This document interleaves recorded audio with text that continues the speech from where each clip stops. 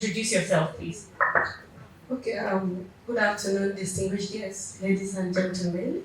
My name is Comrade Nanman Philemon Cash. I'm a trade unionist and an activist.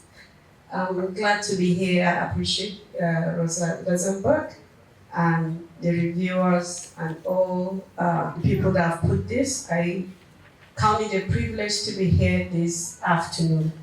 Indeed, listening to the book reviewers, the panelists, and everyone this afternoon, I am really left with a migrate of emotions, especially when my mama comrade Ene was talking about how it was, should we say, it's good old days or whatever it is.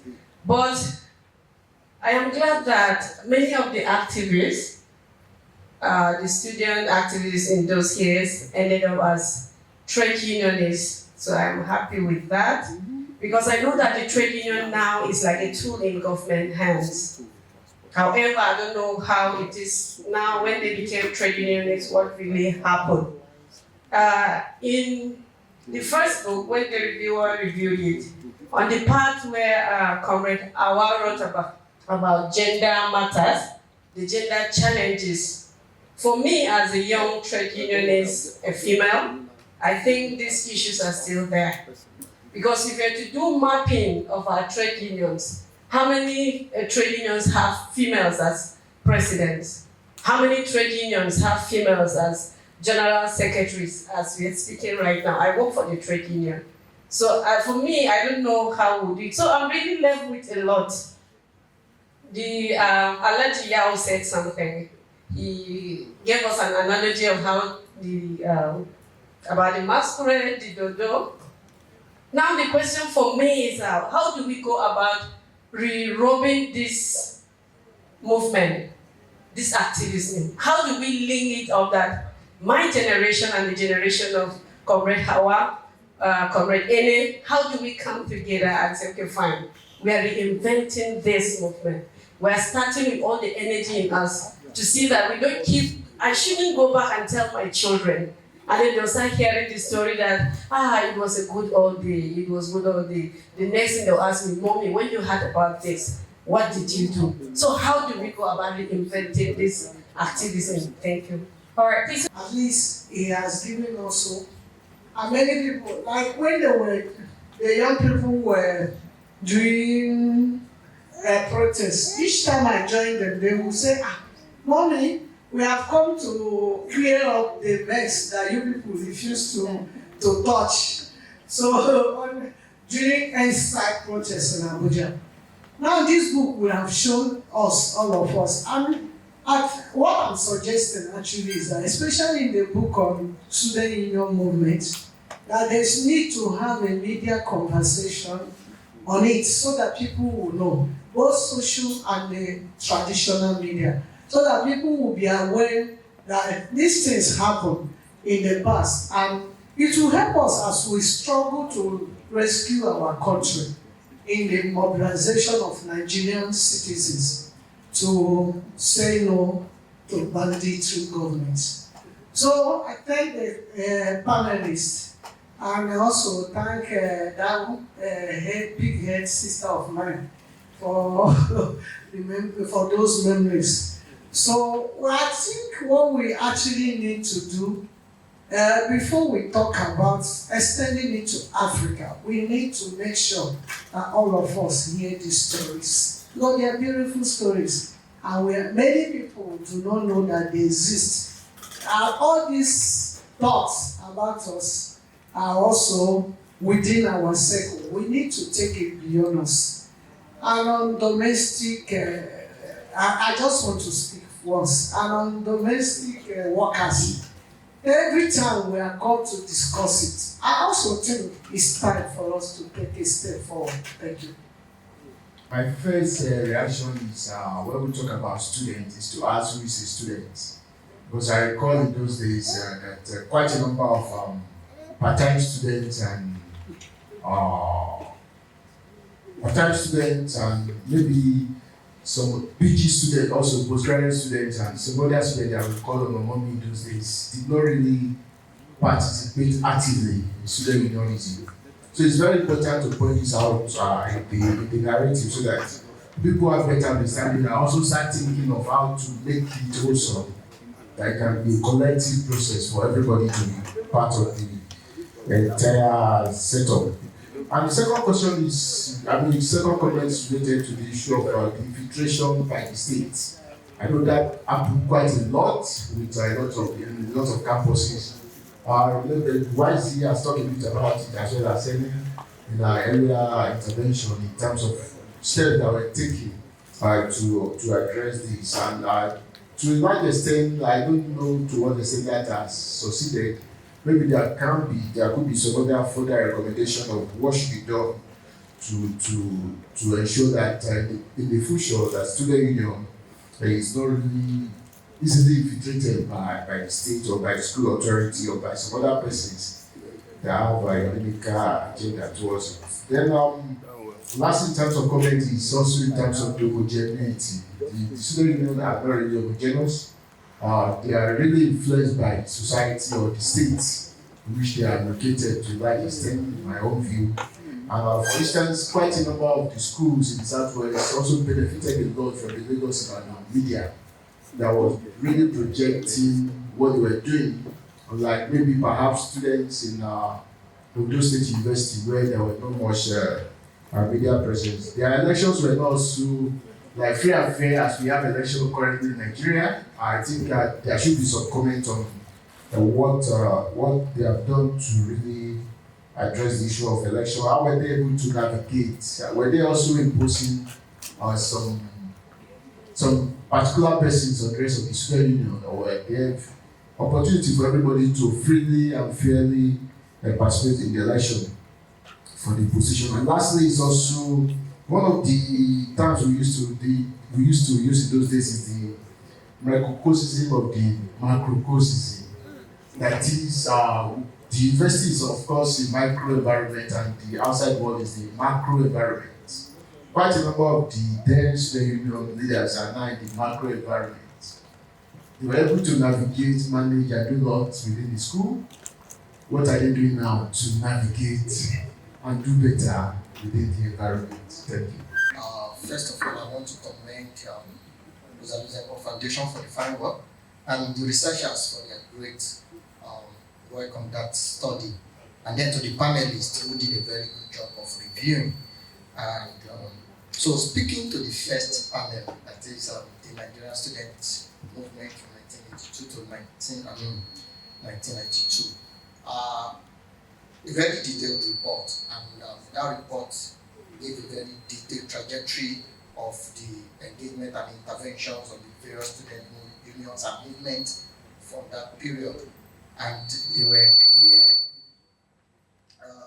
clarity as to the level of engagement, the courage they displayed, and we are also happy that many of these people mentioned, some of us we met, we learned from them, and we're still learning from them. However, I feel that a missing link in that report, which concluded with pricking the snail, I feel that we should have a section of that report that actually looks at how to connect the work, the experiences, and the knowledge of that generation to that of the current generation. Commissaire made mention of that, recognizing that there is a wide gap between the knowledge, both historical knowledge of that generation and the current Gen Zs that we have. Again, which also has now come to shape the kind of engagement and interventions we are seeing from the current student union movement. So, yes, I feel that one of the key things we can take away from this meeting and from the report will have been that there is that clear connection. How do we translate the knowledge, the experiences of those generations into what the current generation can begin to follow? For example, the report should look at what are some of the strategies that will work there. What are the roles, or what is the role of ideological training in the boldness, in the resilience of that generation that the current generation can also adopt, so that they can be better informed and better positioned to engage beyond the current things we are seeing. For example, NANS have become so nonsense that nobody wants to even relate with them again. And it is also because of this disconnect. So how do we make this connection clearly? And to do that, I feel that beyond just having this document, and this is to have it, I think we could have a smaller version of it, a brief that the younger generation can pick which form in terms of concrete actions, concrete strategies, concrete recommendations that this younger generation can follow to achieve their goal. So that is that on that. And on the second panel, I just want to also speak once.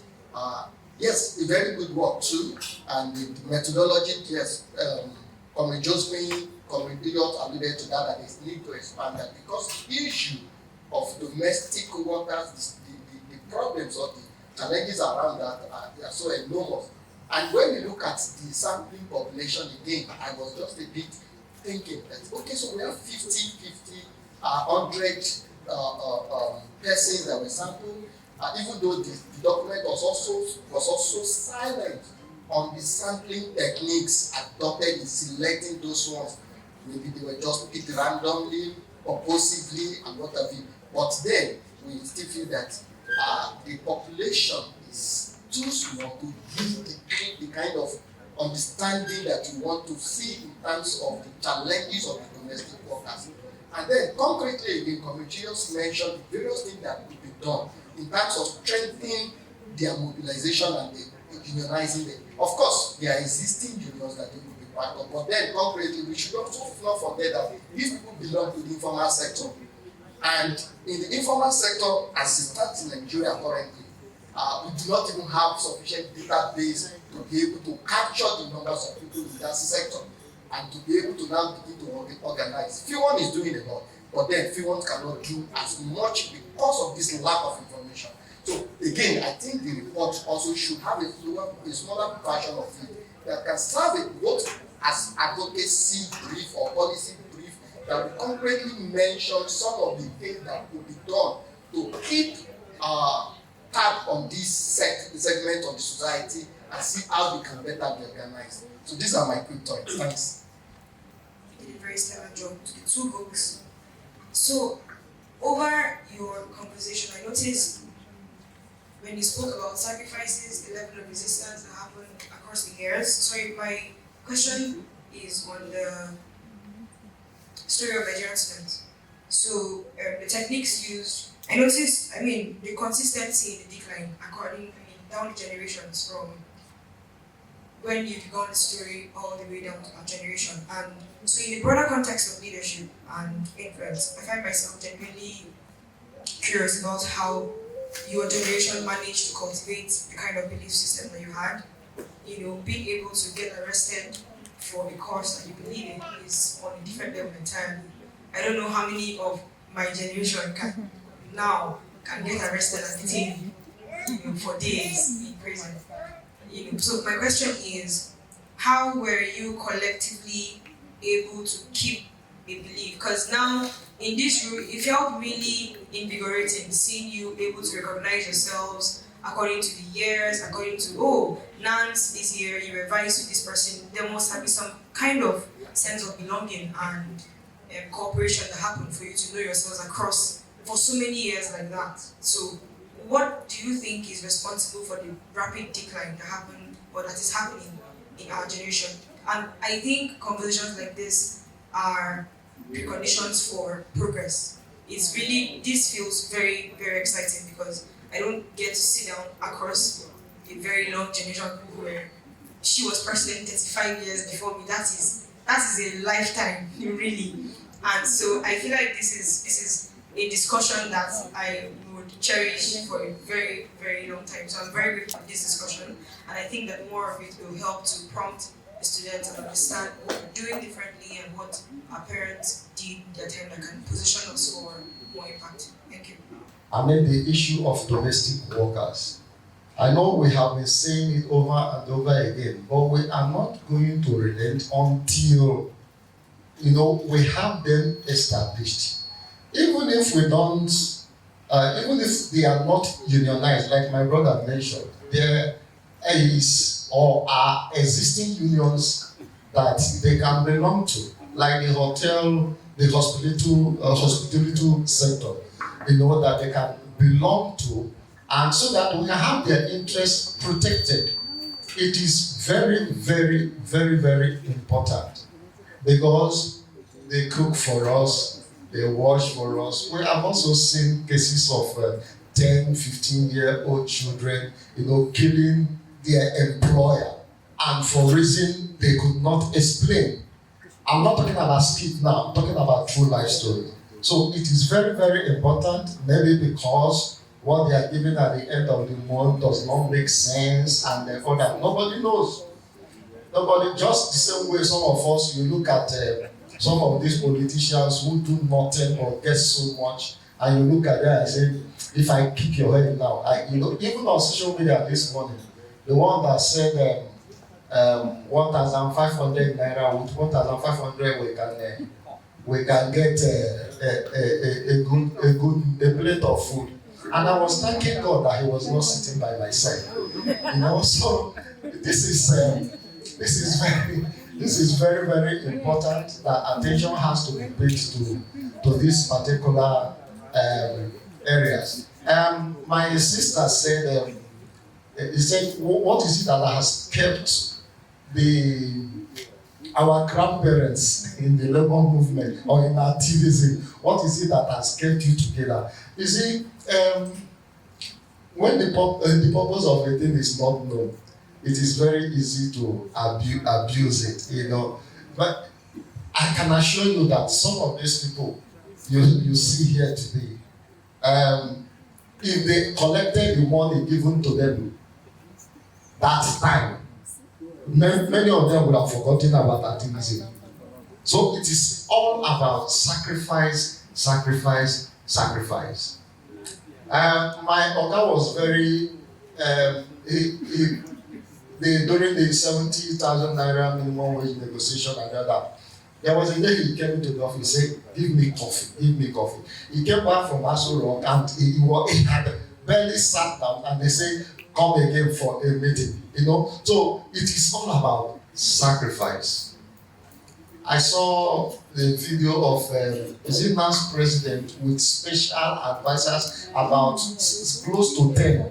And I was asking myself, what is this? So it's crazy. This sacrifice is key, and we have to keep preaching it so that we can actually, get to where we want to be. Thank you very much. Thank you very much. We work with Rosa Luxembourg since the COVID-19 period, and much of our work have been on the plight of domestic workers. So this is more like the climax of faith to document what we've gotten over the years in terms of the plight of domestic workers in Nigeria. And we're working from like a raw point of view because our organization works with marginalized communities, mostly young people. And most of the time, the young persons are the victims of abuse in the informal, especially the domestic workers sector. And I also happen to run a women's shelter in Lagos, and we've had series of, most of the cases coming in at some point where young domestic workers who were physically, sexually abused by their employers. This is a major silent epidemic, and it's another thing altogether. It's a complete topic altogether. We're hoping that by this, we're just more of scratching the surface, and at the end of the day, we're looking at the possibility of unionizing. That is our major focus for domestic workers in Nigeria to have unions. It's not going to be easy, but at least we're talking about it, and we'll get there at the end of the day. In Kenya, in South Africa, and so many other countries, domestic workers unions are extremely vibrant, and they've been able to ensure fair working conditions for domestic workers, what we don't have in Nigeria. About 3 years ago, we had to enroll about 150 children who had been brought in from a particular community in Lagos to work as domestic workers in Nigeria. Some of them as young as 6-year-old. sending them back home was not a major option for us because the parents were already used to collecting money from the employers. So we had to enroll them in school and continue to monitor them. So there's a whole lot of issue. So we're hoping to work with FIWON, Nigeria Labour Congress, and Nigeria Labour Congress to ensure that we start unionization.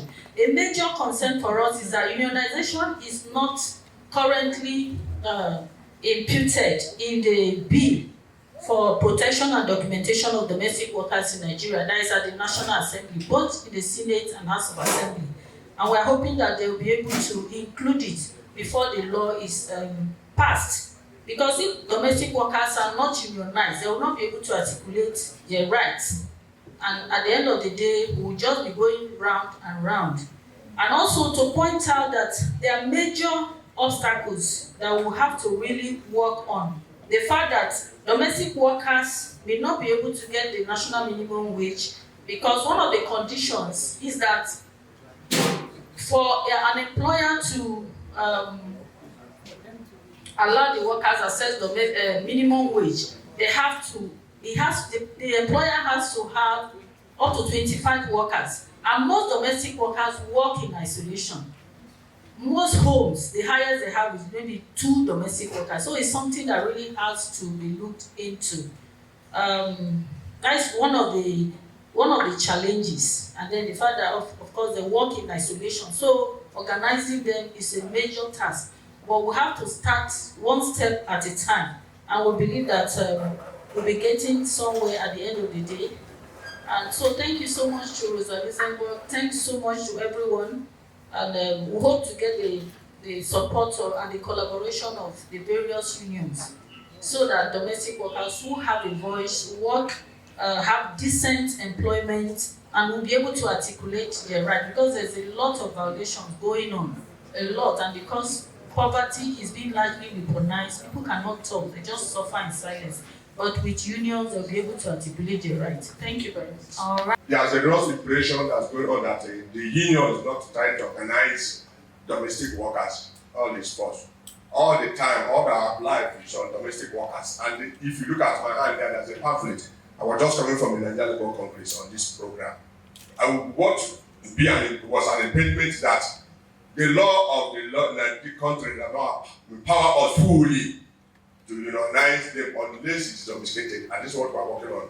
So we are working on, even if FIWON has called us severally to be part of them, even when they went to court.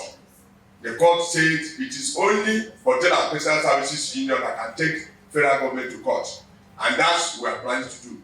So on behalf of our union, we are trying to say yes, an injury to one is an injury to all. Domestic workers all over the world is the same thing. I had when you made the experience of in Zimbabwe and what have you. And the number is the number, so talking about the number, there are more than 60-something million in the world. So we are part of it, and using this opportunity to take this August out that we are doing something, and by grace of God, we join hands with the Nigeria Labour Congress to make sure the law is domesticated in favor of domestic workers. Thank you. All right, thank you so Mainly in thanks for the comments we received. Of course, the authors are in a better position to respond. But something I want to echo that I heard in the Q&A was the point made about how this book can, the book on student activism, can be better communicated to younger generations. And the point was made about media and social media dissemination. And I really want to just add my voice to that and say that perhaps one thing that could also be added to that is more photographs from that period in time, because we would really, really love to see pictures of Comrade Ene, her hair through the years, pictures of Comrade John Oda. These kinds of people, we really want to see what they look like as young people, and I think it would really inspire. Not very impressive pictures. I think it would be really inspiring to the younger generation to have some of that audiovisual material. About their character has changed. Comrade Hawa Mustafa's picture would be really inspiring also.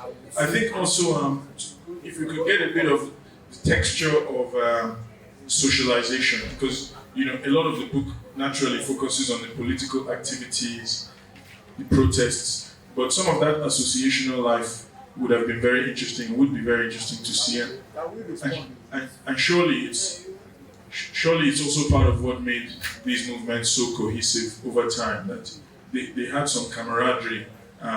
Otherwise, why would you allow these people to sleep on your floors or share rooms together, share meals? So how that camaraderie was forged across such different organizations, different ideological tendencies, will be really interesting. Finally, in terms of how to pass across this knowledge to the next generation, maybe an additional point to make might be, it seems like before NANS took on much more of an ideological form, you needed firstly to have groups like PYM, and you needed firstly to have independent campus groups. So what is being done now by the older generation to inform the existing independent campus groups? What can be done to strengthen or to create new ones? I suspect that given that we are in a more individualized time in history, we might need to create projects, processes, initiatives that tap into people's desire for fun and desire for association.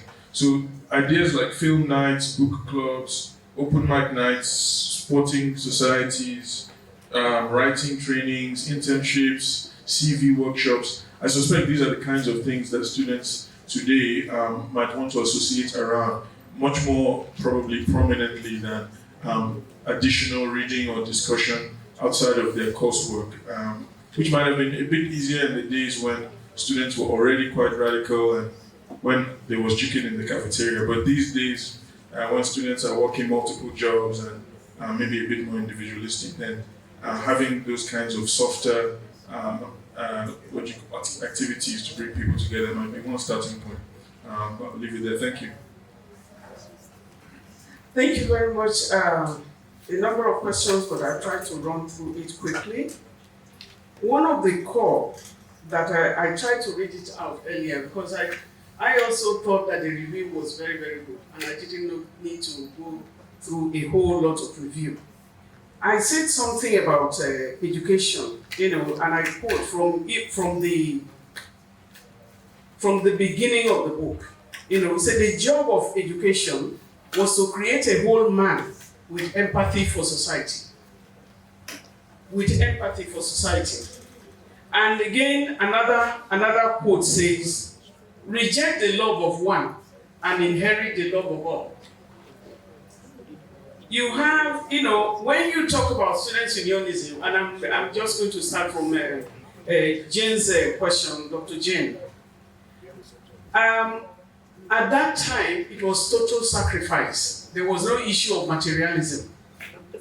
You can have just your singlet and the jeans, and that's all the clothes you have, and you believe in it. But even at that time, the security was already, they were on ground. They will offer anything that they can offer. Can you take it? Because when you take it, once you take it, you start talking with water in your mouth. If you have water in your mouth, can you talk?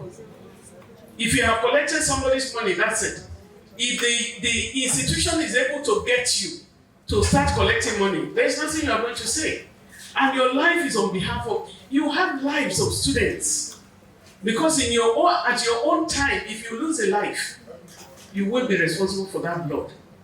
And if you betray them, because you have gone to dine and wine, if that is a purpose, in that case, has education created a whole man? And Uche, I talked about you when Comrade Uche, I talked about you when you were not there. How we had a meeting in your house, in your living room. All of us entered. We went for that meeting in Owerri. All of us arrived before 10 p.m. We started our meeting by 6 a.m. We brushed our teeth and started looking for where, and it was on the floor. Some of us were on the floor. Those who found seats and all of those things. Whatever food they gave us, the Igbo people gave us, we ate and we left. Those of comrades who had money donated the money. Depending on your transport, you don't ask for anything. you ask for your transport or you go and enter trailer and you will be able to get back to Nigeria. So it was a time of total sacrifice, ladies and gentlemen. It was a crop, these activists are patriotic Nigerians. In our time, you don't question somebody's patriotism. Nigeria, we sing Nigeria. And so when we say Nigeria, we hail thee. We believe in Nigeria, we live for Nigeria, we sleep Nigeria, we sing Nigeria. But what has happened? At that time too, there was more investment, because even if you are poor, when your state gives you bursary, you pay some of your debts and you continue. But can they do that now? So I want to let you know that that's one of the things. Then in terms of how did we get to believe in the things that we're believing in, you know, the movement doesn't go to recruit people just like that.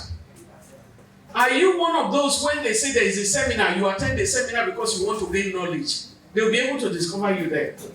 One of the first things they do is, you know, once they see some talented people, they invite you. They give you Walter Rodney's how Europe underdeveloped Africa. They will give it to Walter Rodney, and then they give you the Wretched of the Earth. They give you some big books on Marxism or Lenin's books, and they will give it to you. Say, go and in 3 days you go and do a presentation. You are the one to lead the team, and you are looking at yourself. You are the manifesto. But you have so many things that you learn from. So learning, reading was a major act. We were reading everything under the earth. But how many people are reading now? Are you interested in reading? When you were in the university, when there is a seminar, do you go in quest of that as well? And then we had a crop of vibrant lecturers who, when they speak to you, you want to just carry this table on your head and go to the street. Selfless. Because they were Nigerians, they would talk to you in a way that will liberate your mind, teaching you how to be a Nigerian, how to be an African, how to stand tall at any time. And so the belief system, and also the crash of socialism around the world, affected movements around the world. You know, so I can tell you that collapse of the socialist countries did not help matters, because most of the learnings, you know, came from there. You talked about consistency in terms of the decline. Yes, declining because of what, that is the destruction that structural adjustment program has done to Nigeria, because the investment in the human capital was reduced. They are no longer interested, even when we had the best systems. Because if we had continued with that, many South Africans schooled in Nigeria, many South Africans, but those who schooled in Nigeria also, you know, those the left in South Africa, many of them went into the South African government. But the Nigerians who struggled, because this crop of students too, later were the ones who struggled for democracy in Nigeria. We struggled through, you know, against the military. Many of us were in at the African Commission on Human and People's Rights in 1995. We called an extraordinary session of the African Commission on Human and People's Rights for the Abacha government. And we went and came back.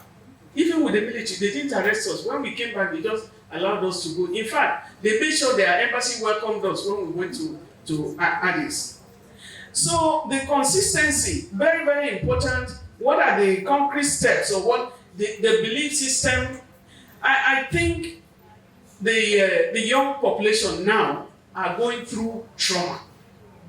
There is a lot of trauma. They are rejected. We have to tell the truth to ourselves. They are rejected because corruption at that time, even in the students' union government, can't talk of corruption. If you take money, you're a dead person. Because your aim is to serve the people, to be a servant to the people. That was the aim. But now corruption is there is an essential question of the students themselves. When they are going for NANS conference now, they go to hotels, you know, and all.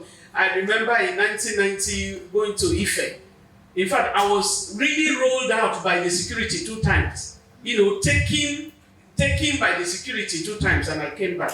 When we saw again, the chief of security saluted me when we were at the NANS conference. So there is a lot that was done at that time. But also the question of the women's issue, is it the gender issue, which was brought up. At the time that I was Students' Union President, which was 89-90, I was the only female Students' Union President. And so when many of us were arrested, a lot of people were taken to the Inter Center, that's 15 Awolowo Road. Because the guys were many, they were there making noise and all of that, but I was alone in myself. And so it wasn't a good time. It wasn't a good time. Did you want the male comrade? The male comrade, once in a while, they bring them. The likes of Chime and a whole lot of them. Uche them, you know, when they bring them, at that time, it's once in a while, they bring all of us to one room to meet. But after that, we go, and at least I'm able to see them, and I could smile again. But it's not easy because we have not paid attention to the issue of gender, and I think that should also have been highlighted. I'm happy that Hawa wrote the issue of women in Nigeria. Women in Nigeria was an organization of men and women for the advancement of Nigerian women. And so it was like having equal rights there. You never need to mobilize any of the men to believe in a woman, because many of them were raised by women and they believe in the cause of women. Obuti talked about sampling techniques. Sure, we know from what the author said in the book, issue of data is a problem. And the way of collecting their data, we know that they went to 2 pilot states, locations, that's Abuja, Lagos, and to even contact people for questionnaire, it is a problem. So, you know, going house to house, we don't want to see you, yeah, we want to see you. And they were referred by some individuals that welcomed them to go to another location. So it was a bit tedious. So, like we said, for the book or for the research work to be welcome, to be more robust, they should just later go to different states, at least a state in geopolitical zone. Thank you. All right, thank you so much, ma'am. And from you, sir. Thank you very much. Just a few last remarks based on what came out from the floor. Madam talked about the fact that the law not allowing does not allow anybody to organize workers that are not up to 25. It's true, but it's not also true, because when we organize in the informal sector, we're not looking at those things. We're not looking at the law. You have to more wage. More wage for this set of workers is not subject to those kind of criteria. It cannot be. It's a special grant for people, and they will be giving me more wage or whatever wage the government will decide based on the particular nature of their work. They are not going to be based on 25. Therefore, that cannot be an issue. But it's stipulated in the minimum wage. Madam, please, I'm telling you that if the more wage, if the state itself wants to cover domestic workers, they will not consider that. Who is paying the domestic workers? I'm coming, they will not consider that. They consider, okay, for example, madam, who are the employers, or who are the people that are contract workers and outsource workers? None. But they had to make a special arrangement for them to have unions. They have to. All right, sir. And number 2, I consider I read my copy from the test that you have to domesticate the ILO convention before we can operate. I don't accept that, because the NIC, the National Industrial Court, accepts cases that have to do with ILO convention. You don't need to ratify it, and therefore I believe strongly. Like I've said, let me just do it.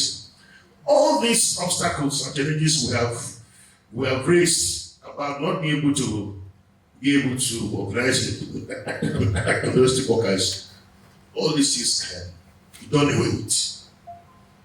When we are going to organize the app-based workers who were into boats, who were into tobacco, we had seminars, international seminars, local seminars, a legal framework, we needed institution and all that. But some groups just came up. And they formed organizations. The union today, we didn't need to go to the National Assembly to go and get legislation on how you are going to organize as both workers. You know, we didn't need to go to the National Assembly to go and organize as cattle dealers. We didn't need to do that in order to organize other informal sector workers that we are, because these people are peculiar. And the Ministry of Labour understands that. You can't use that kind of criteria. What criteria we have, I've been signing of contracts with employers, and we don't need those things. All right, thank you so much. Thank you very much. First of all, let me thank Dokong. I hope I got your name right this time. Rinda, for your excellent coordination of this whole program. Thank you very much. Thank you very much. I'd also like to thank Maroon Square and Seahope, especially the researchers and the contributors to both reports. We are really very grateful for the hard work you put into the reports, and that we hope that your reports will stimulate more, attention and more work and more studies on similar issues relating to the issue of domestic workers in Nigeria, and also the student union movement in the past and also in the present. Special thanks also go to the reviewers, Comrade YZ Yunus Ayahu and Dr. Magdalene Ibolo. Sorry, Professor Ibolo, I'm so sorry that I don't know why I decided to. I made that mistake on your name all through all the documents, which was just horrible. Thank you so much for your contributions. To the panelists, Comrade NLB, Dr. Saeed Husseini, Comrade Josephine Alabi, Comrade Chris Uyod, thank you very much for the robust discussion you generated and for all the issues you all highlighted. It really made and enriched the discussions. I also want to thank the students of University of Abuja. The students of Veritas University were supposed to be here, but for some unavoidable reason, they were not able to make it. But we thank the students of University of Abuja. I think you're mostly from the Political Science Department? Okay, thank you so much. And also to the trade unions present here, the National Union of Hotel and Personal Services Work, the Amalgamated Union of Public Corporation, Civil Services and Recreational Employees, thank you very much for being here. The Non-Academic Staff Union, NASU, thank you so much. The Trade Union Congress, TUC, and the Nigeria Labour Congress, thank you so much for enriching this gathering. And also, special thanks to all the civil society organizations that are present here. We really appreciate your presence and your contributions to this discussion. As they say, the struggle continues. The issue of domestic work in Nigeria, the challenges that domestic workers face, lives with us, and it's in the news. As I think Comrade Chris, or one of the participants, alluded to, this is an issue that is a burning issue. The issue of domestic workers is a burning issue in Nigeria. Thankfully, the National Assembly, at both the Senate and the House of Representatives, have a bill in place that they are working on now.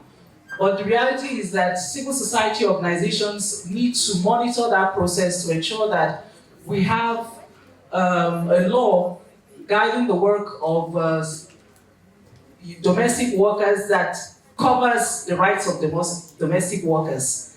Because the reality is that this is an issue that is a burning issue in our society. We hear every day about all the abuses that domestic workers, face. Some of them in prison on, allegations of theft. Sometimes it might not even be real, but unfortunately they are locked up in prison, with no access to justice. I would also like to inform you that this month of April, Rosa Luxemburg Foundation, West Africa, and especially the Nigeria office, will be starting a EU-supported project, which we tag Include Niger. It's a project to foster youth inclusion. So this conversation about the student union will continue. Within that project, it's a 3-year project, which is being done. It will be, thank you so much, it will be implemented in collaboration with Social Action and We the People, which is an organization based in Rivers State. Social Action have a national office here in Abuja, and they're also based in Port Harcourt. It's actually a national organization now because they work in the Northeast too, and across Nigeria. So within this project, there will be mentorship trainings for female students in the universities, and it's across the country. We also have trainings on democratic participation for students. RLS will be working directly with the female students at Bayero University, Kano, Veritas University, University of Abuja, and Nasarawa State University. We also have, in the course of the 3 years, intergenerational dialogues that would foster, discussions between the generation of Comrade Ene and the young lady from the University of Jos. Most of the older generation that we have here, like Comrade Hawa, will be part of it.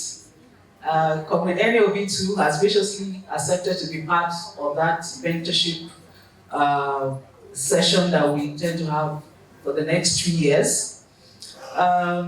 Social Action would also foster community participation in the democratic process through their civil rights councils. We the People would also work with students in selected universities and higher institutions across the country, and also community policing, creating spaces for the police to dialogue with communities and ensure that the access to justice for citizens, is increased. So at this point, I would just like to thank you all very much for making this happen, because without your participation, without your presence, this public presentation, would not have been possible. We appreciate it, and we hope that whenever we call you next for any of our activities, you would, oblige us with your presence. Thank you very much, and all the best.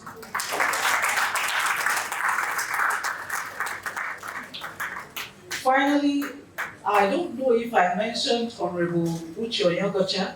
Yes, you did. I did. Are you sure? It's like I did not. I'd like to also thank the chairperson who, at very short notice, accepted to chair, this gathering today. And also, finally, to thank my boss, Dr. Klaus-Dieter Koenig, who has been, an excellent boss in the last 5 years, since 2020. So thank you so very much. Without him, of course, none of this.